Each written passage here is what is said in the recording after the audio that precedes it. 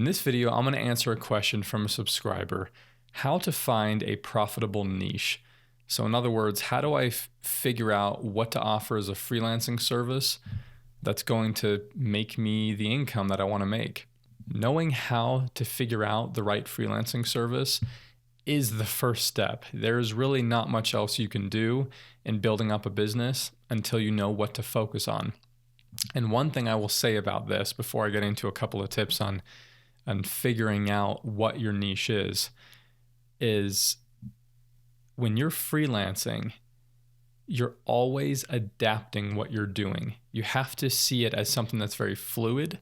You're going to pick something, you're going to focus on it, and then a year later, it's going to shift. And that doesn't mean that you're totally switching industries, but the exact angle at which you approach the thing you're doing, and even the specific services you're offering within a certain thing, will likely change, and it has to change over time because the needs of businesses change and their priorities change. And you have to always be attuned to what they're needing and looking for and be okay with that type of work environment and that type of career. That if you want insane consistency of having the exact same job for years and years, doing the exact same thing, freelancing probably isn't for you. You have to always be in tune with what needs to change about your niche and about your services over time in order to make the income that you want to make. So I think the easiest way to answer this question is just to tell you how I found a profitable niche and what that is. Because of course there's several different ways that you can go about this. But I'll start out by just sharing a little bit about the beginnings of my freelancing story and how I figured out what to do. So I grew up with a passion for filmmaking, and I was constantly shooting videos and editing videos. So I had a lot of skills around video editing. I went to college for filmmaking and media production.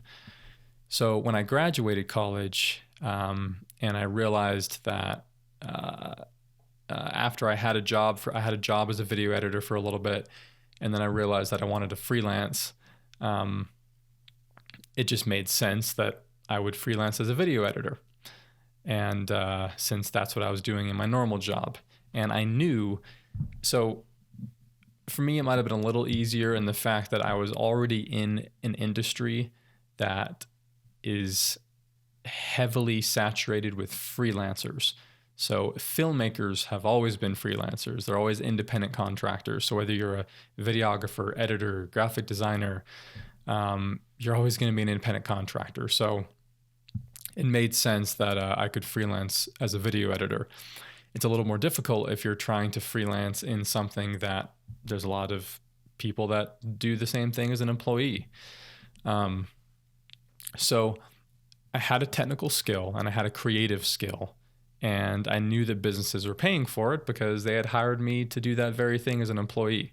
So it was pretty obvious that they already wanted to pay for something like that. So really that first step is figuring out what skills you currently have, creative or technical, and starting with that, because if you want to get started as soon as possible, you got to start with skills you already have, because then it could take several months to develop new skills.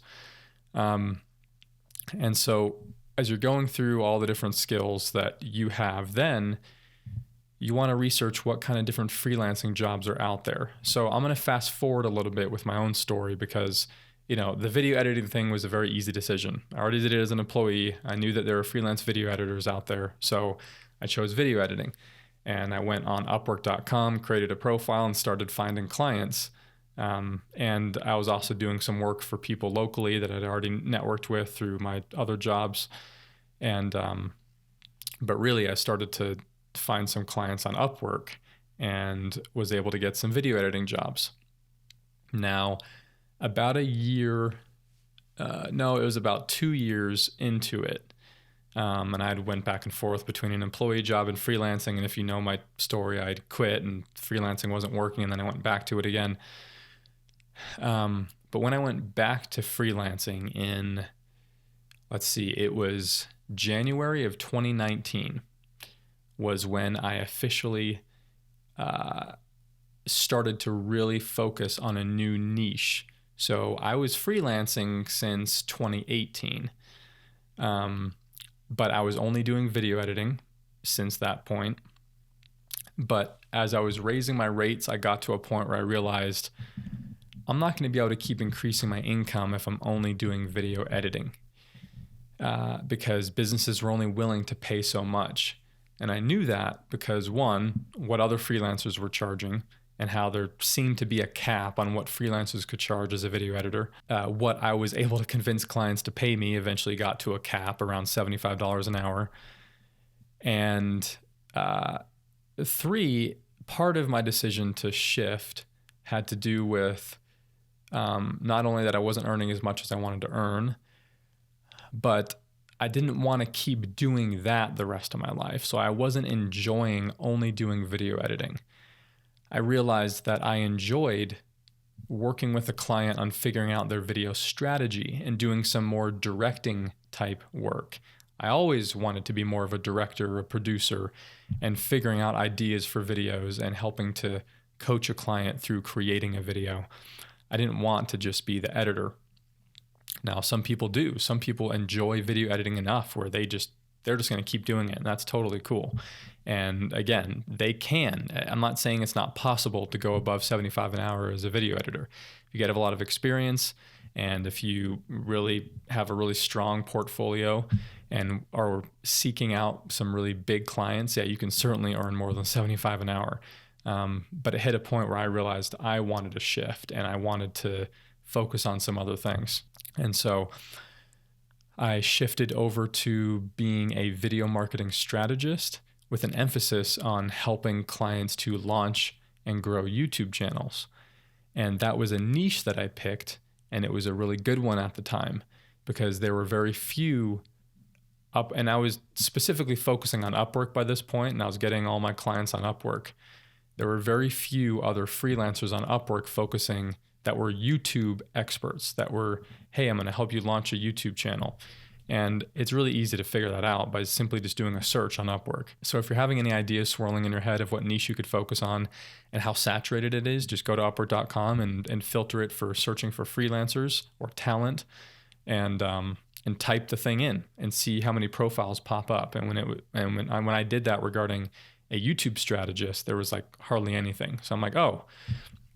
But then I went to the job search on Upwork and I typed in YouTube strategist, YouTube expert, and other variations of that. And there were quite a few jobs popping up for that. So I'm like, okay, there's businesses that are posting jobs for this, but there's only 2 or 3 freelancers I'm seeing popping up that are advertising themselves as providing this service. So there were more jobs available than there were freelancers to fill them.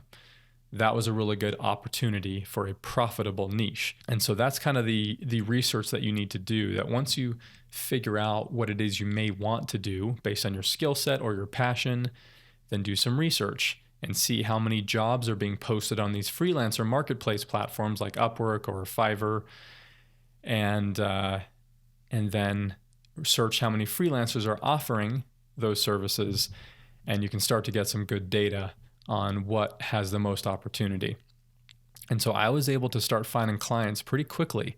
Even though I had no experience as a YouTube strategist, I was getting jobs within the first couple of weeks of applying to these YouTube jobs because there wasn't much competition out there.